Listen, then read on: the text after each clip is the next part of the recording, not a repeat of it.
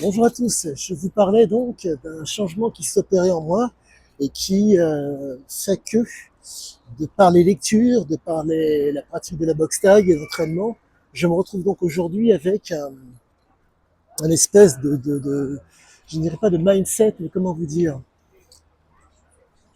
la force des Ikea commence entre guillemets à infuser.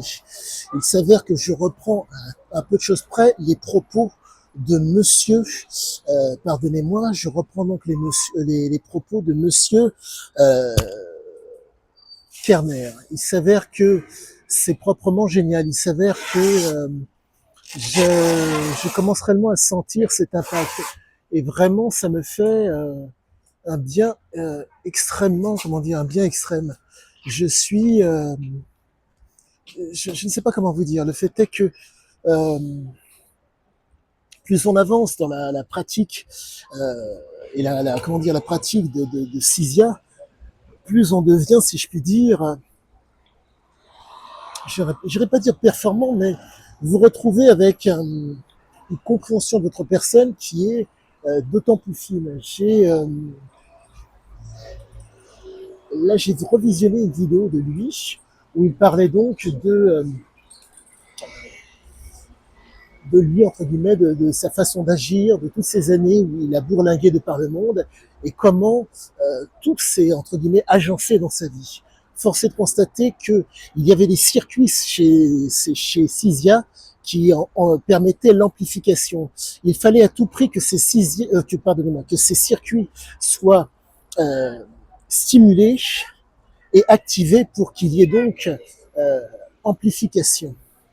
Le conditionnement et le renforcement, il était présent de façon que presque, j'irais jusqu'à dire permanente, compte tenu du fait qu'il ne pouvait rester en place et il ne pouvait refaire deux fois la même chose. Conditionnement et renforcement qui font que l'amplification est présente. Mais le plaisir pour Cysia, qui est proprement génial pour nous, n'était fonction que d'une seule et unique chose, l'action. S'exposer à l'action aléatoire. Comprenez que l'action répétitive, manger, boire, n'est pas un problème pour Ziké, compte tenu du fait qu'il est mort à 62 ans. Mais par contre, il y avait ce besoin irrépressible qu'au niveau de l'imaginaire, au niveau du sous-cortical, il puisse, vaille que vaille, faire autre chose. Il ne pouvait en être autrement. Son imaginaire avait besoin, vaille que vaille, de quelque chose qui le stimule. Je reprends les propos du général de Gaulle. Il n'y a de grandiose que dans ce qu'on ne connaît pas. Et là, c'est proprement génial car, comme je vous le dis, j'essaie de travailler énergétiquement sur, comment dire, j'essaie pas de s'ingésiquer, mais j'essaie d'être dans son énergie, dans son sillage. À la différence de lui, à coup sûr, et je vous l'ai toujours dit, la drogue, je ne la prendrai jamais au grand jamais. Car les problèmes au niveau neuronaux peuvent être conséquents. La chose est simple pour moi, Ziké était un lab.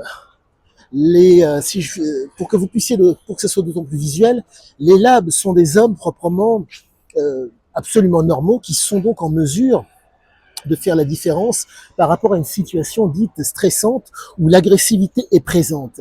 Mais il faut comprendre cette chose que il y a quand même un contre-coup à cela. Il faut comprendre qu'au niveau, vous devez à tout prix, dans leur cas, je reprends l'exemple du canoun. Merci, monsieur. L'exemple du canoun fait que vous vous retrouvez donc avec des gens qui ont besoin, vaille que vaille, de situations intenses. Car comprenez que le canoun fait état de trois comportements. Le guerrier, le travailleur et le voyou. Et si, comment dire, tout cela s'interpénètre, car euh, les labs ont besoin de ce type de situation pour se sentir heureux. Et quoique se sentir heureux, pour pouvoir être vigilant. Comprenez que pour pouvoir dormir, il faut un certain niveau de vigilance. Pour pouvoir manger, il faut un certain niveau de vigilance. Pour pouvoir, excusez-moi, pour pouvoir interagir avec les gens, il faut un niveau de vigilance. Donc, apprendre. Alors, pour que ce soit d'autant plus visuel, le fait de, euh, comment dire, le fait de parler demande un certain niveau d'énergie, un certain niveau de vigilance. Cohérence ou pas cohérence. dans la discussion, cela demande de la vigilance. Donc on est réellement face à quelqu'un qui, pour moi, comment vous dire, ne mentait pas. Et encore, je mets un bémol. L'approche manipulatoire, ou la variation, si vous préférez, est très fréquente. Le besoin de changement. Et donc, si le changement nécessite de tricher, de mentir, d'induire en erreur, de manipuler, il l'utilisait. Mais quoi qu'il en soit, je suis aux anges, car le texte et les vidéos démontrent que la variation était une nécessité. Ce besoin vaille-que-vaille de changement m'amène à comprendre que nous sommes réellement face à un être qui ne pouvait déroger à cela. C'était impossible. Et quoi qu'il en soit, je suis extrêmement content, car c'est proprement génial. On est réellement face à quelque chose qui, pour moi, est, je ne dirais pas de l'ordre de l'extraordinaire, mais qui, avec le recul que nous avons de 40 ans, s'explique d'autant plus grâce à la neurobiologie et à la neurophysiologie. Car des domaines tels que les neurosciences adaptés pour les addicts sont maintenant, si je puis dire, accessibles à tous. Et donc, mes nombreuses relectures, là actuellement je suis sur sur la compréhension par le biais d'un ouvrage sur la biologie et la physiologie, et le visionnage de nombre de vidéos sur les addicts me permet d'autant mieux de comprendre l'homme. Et j'essaie vaille que vaille de vous donner des éléments qualitatifs sans pour autant me formaliser, car comme je vous l'ai dit, les variations chez les addicts sont extrêmement fréquentes. Mais quoi qu'il en soit, la réalité, la nature, la conscience et l'inconscient, ce sont les bases.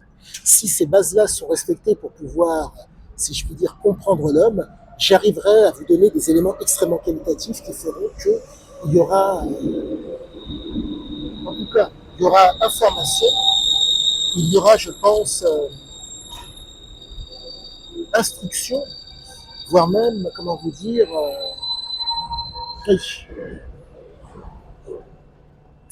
oui, sûrement de l'instruction pour ceux qui me le désirent. Mais quoi qu'il en soit, je pense ne pas me rater.